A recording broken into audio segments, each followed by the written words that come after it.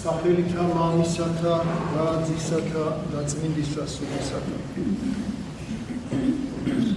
დღეს მოისმინეთ სახარება, როდესაც მაცხოვარი კაპერნაუმში არის და მასთან მივა რომის ჩინოსანი ადამიანი ასისთავი და ევედრება რომ უფალო გეხვეწებიო განმიკურნეო ჩემი მონაო რამე თუ სახში არისო და ფრიად იგოემებო ძალიან იტანჯებაო უფალმა უთხრა იო მე მოვალ და განკურნაო არა უფალო მე ვარავარ ღირსი რომ შენ ჩემ სახში შემოხვიდეო სიტყვითას თქვი მხოლოთაო და განიკურნებაო რადგანაცაო მეცა კაცი ვარ ხელწიფებასა ქვეშიო ანუ ჩემ ზემოთ არის ჩემი ბრძანებლებიო და მეც მყვანანო ჩემ ქვეშ ემყოფნიო რომელსაც ვეტყვიო აი ეს გააკეთე და ამას გააკეთებო ამით უფალს ეუბნება რომ შენ მხოლოდ თქვი და შენ ქვემოს ყოფი ანგელოზები ძალნი ყველა დაგემორჩილებენ ერთი სიტყვას თქვი და განიკურნება ჩემი მონაო და მაშინ ბრუნდება იქ ყოფი მოციქულებს და სხვა იუდეველებს და ეუბნება რომ არც აღა ისრაელსა შორის ესოდენი სარწმუნოება იუპოვეო ისრაელი ანუ ღვთისრჩეული ერი აი იქაც კი ვერ უპოვე ესე დიდი სარწმუნოებაო და შემდგომ იწინასწარ მეტყველებს იესო ქრისტე რომ მრავალი აღმოსავლეთიდან და დასავლეთიდან მოვიდოდნენ და ინახით დიდგმიდან სასუფეველს ათასა ხოლო ძენი იგი სასუფეველი წამი განირხეს ბრელს ამას და ჭილი და ტირილი და ხრჭენა იკბილთაო ანუ იწინასწარ მეტყველა რომ მრავალიო წარმართებიო მოვლენო და უფალთან ცათასასუფეველში იზეიმებენო ხოლო ძენი იგი სასუფეველისანი აქ ლაპარაკია იუდეველებზე რომლებიც თქვენ იცით რომ მაცხოვარს არ მიიღებენ როგორც მესიას და განიბნენია ბნელსამას გარესკნელსაო ანუ წარწმუნდებიან ეს სახარება ძალიან მნიშვნელოვანია და მე მინდა რომ დაუკვირდეთ რა ქონდა აი ამ ასისთავს ესეთი რომ მაცხოვარმა იუდეველებზე მაღლა დააყენა დავიწყოთ იქიდან რომ ეხლა ამ სახარებაში არა მაგრამ სხვა מחარებლები ამ სიტუაციაში ხას უსმევენ რომ ესაო ის ასისთავიაო რომელმაცაო ძალიან შეიყვარა ჩვენი სარწმუნოებაო და სინაგოგაც კი აგუშენაო ტაძარი აუშენა შეძლებული იყო ეს ასისთავი დიდი ხელფასი ქონდა ბუნებრივია და ისე შეიყვარა ეს ჭეშმარიტება იუდეველთა რომ ტაძარი აუშენა ხო და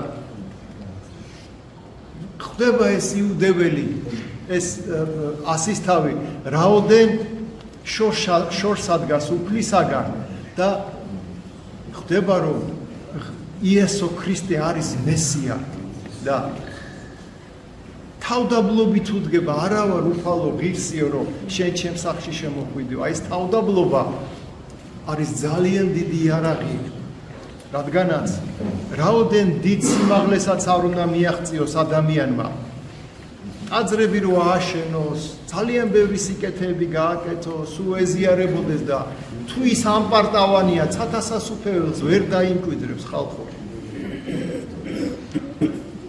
რადგანაც თავდაბლობა ეს აუცილებელი წინაპირობაა ცათასასუფეველის შესასვლელად მეორე რა ქონდა ამ ადამიანს ისეთ კიდევ ამ ასისთავს რა ქონდა და ძალიან გულისხმიერი იყო ყველას მიმართ მონა თქვენ იცით რომ სოციალური ფენების უმდაბლესი დონე იყო და მას როგორც ცხოველად ესე თვლიდნენ რომ თუ გაბრაზდებოდნენ ყურს მოაჭრდნენ ან ხელს მოაჭრდნენ ან შეიძლება მოეკლა ბატონს ამის უფლება ჰქონდა როგორც სხვას რო იყიდი და გაყიდი ესე ყიდულობდნენ და გაყიდიდნენ ხოლმე მაგრამ ამაშიც განსხვავებული იყო ეს ასისთავი რომ წარმოიდგინეთ ღმერთთან მიდის რო სთხოვს და სთხოვს არც თავის ცოლზე სთხოვს არც თავის შვილებზე სთხოვს არც თანამდებობა რომ მოემატოს არც რაღაც ბუნებრივი ადამიანია და ყველას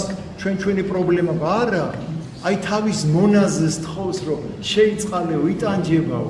როგორი გულისხმიერება იგრძნობა და როგორი ეს ხო თავდაბალია და როგორ იგრძნობა, რომ აი გატოლებული ყავს ეს მონები თავის თავთან.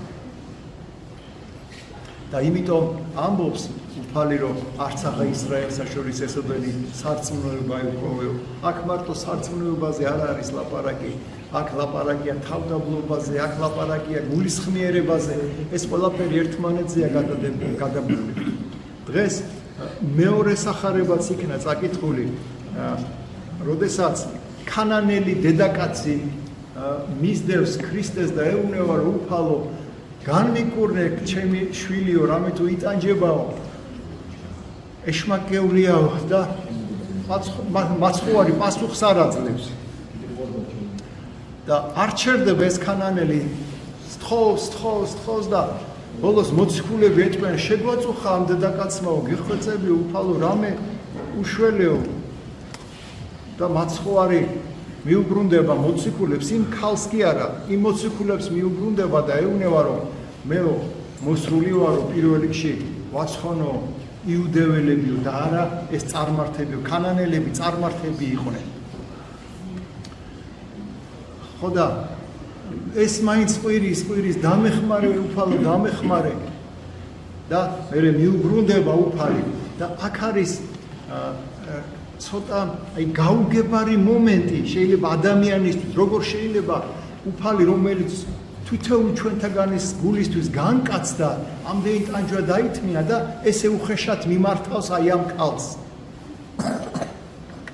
ძაღლს შეადარებს, რომ არაკეთილარს მოგებად შვილთა პური და დაგდება ძაღლთაო. არ არისო კარგიო, რომ შვილს პური გამომართვაო და ძაღლებს გადაუგდო. ანუ ძაღლს შეადარა, ეს მადლი მე რომ აქვსო, რომ ხალხი უნდა გამკურნო, არ იქნება სწორეო, რომ იუდეველებისთვის განსაკურნებელი მადლი ავიღო ეს იუდეველებისთვისა და შენ ძაღლს ძაღლს შეადარა. და ესეც ღვთისგანგება იყო დიდი. და უფალო ძაღლებიც ხო იკვებებიან ნაბიჭევისაგან, ანუ იმ ნამცეცებისაგანო, რომელიც გადმოცვივანო თავის ბატონის სუფრიდან. ანუ თავი შეადარა ძაღლს. მიხვდა, რომ ამდენ სასწაულებს აკეთებდა უფალი, მიხვდა ეს ყველაფერი, რომ თვითონ ეს წარმართი იყო და მიხვდა, რომ არასწორი იყო და თავი შეადარა ძაღლს, დაიმდაბლა. წარმოიდგინეთ, რომელი ჩვენთაგანი ეხლა ამას გააკეთეთ, ჩვენ ხო ქრისტიანები ვართ, ჩვენ ხო ვიცით თავდაბლობა რა არის, სახარება ვიცით, ათიმცნება, ცხრანეტარება. აი ესეთ სიტუაციაში აბა აიღეთ თვითონმა თქვენთაგანმა თქვენი თავი, ესე რომ შეურაცხყოფა მოგაყენოს. არც ერთი თქვენთაგანი იქ აღარ გაჩერდებოდა.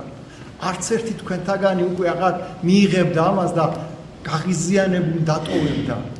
მაგრამ აი უფალი როგორ გვიჩვენებს, ამხელა თავდაბლობა ქონდა აი ამ ქანანელ დედაკაცს და ხოი დედაკაცო ეუბნება უკვე დიდი სიყვარულით მაცხოვარი, დიდარ სარწმუნოებაა შენი, გეყავ შენ ვითარცა გნებავსო, იყოს ნება შენი როგორც შენ გიდაო და ყისიერად განიყურნება მისი შვილი. ასე რომ ჩემოკეთილებო ეს თავდაბლობა აუცილებელი წინაპირობაა სული ცხონებისთვის. აი დღეს ორი სახარება წავიკითხე და ორივე სახარებაში ეს წითელ ზოლად არის გაბნული თავდაბლობა, რაოდენ დიდი და რაოდენ ძლავრია და უფალი ბრძანებს, ვინც აიმაღლოს თავით, იგი დამდაბლოს და ვინც დაიმბავოს, იგი ამაღლოს. უფალი შემოსავს ამ პარტავანთა, ხოლო თავდაბალთა მოსცემს წყალობასა. ეს გვახსოვდეს და ერთხელ და სამუდამოდ გვახსოვდეს, რომ უფალმა ჩვენ გულისთვის როგორ დაინდაბლა თავი, აფურთხეს, დასცინეს, სახეში უტყეს, შოლტიცემეს, ცილი დასწამეს და თვითონ თქვენთაგანისთვის ითმენდა იმ ტანჯვასაც, ჯვარზე გაკრული ჯოჯოხეთში ყველას რო გველოდებოდა ეს ტანჯვა, მან თავის თავზე დაითმინა და შეხედეთ, ჩვენც უნდა გვახსოვდეს, ზოგჯერ დაეშვება ჩვენზე ვიღაცის მხრიდან შეურაცხყოფა, უსამართლობა ვიღაცის მხრიდან, ცილის წამება, არ უნდა გავბრაზდეთ, პირიქით უნდა გაგვიხარდეს, და უნდა ვმადლობდეთ უფალო დიდება და მადლობა რომ შენ გზაზე ვდგევარ და ისე კალი შენ რო შეგერჯო აი დღეს მე შემერჯო ესე კალი დიდება და მადლობა უფალო შენ აი ეს ყოველთვის მადლიერებით მივიღოთ ყველაფერი ღვთისგან მოცემული ამინ გაგახსენებთ რომ დღეს აღამოც 3-ის ნახევარზე დაიწყება ლოცვა რადგანაც ორშაბათს არის იოან ათლისმცემლის შობა დღეს საღამოს პურის კურთხევით ზეთის ცხებით იქნება, ხოლო ხვალ დილით 2 წირვა შესრულდება. 6 საათისთვის დაიწყება პატარა ტაძარში წირვა, ვისაც სამსახური გაქვთ და ვისაც არ შეგიძლიათ აი 6 საათიან წირვისთვის, 8:30-ისთვის უკვე დამთავრებული იქნება. მერე წყალკურთხევა იქნება, ხოლო ამ ტაძარში, დიდ ტაძარში მღვდელმთავარი მობრძანდება, მეუფე გრიგორი და 9 საათზე შევასრულებს სამღვდელმთავრო წირვას. ღმერთმა დაგლოცოთ, ღმერთმა გაკურთხოთ და გაგახსენებთ კიდე რომ შაბათს 12-ში არის პეტრე-პავლობა და პეტრე-პავლობასაც წირვა იქნება და პეტრე-პავლობას უკვე ხსნილდება. შეგიძლიათ უკვე წირვის შემდეგ გაიხსნილოთ. ღმერთმა დაგლოცოთ და წყალობა გაგატაროთ. ჩვენ თამარწმეთ.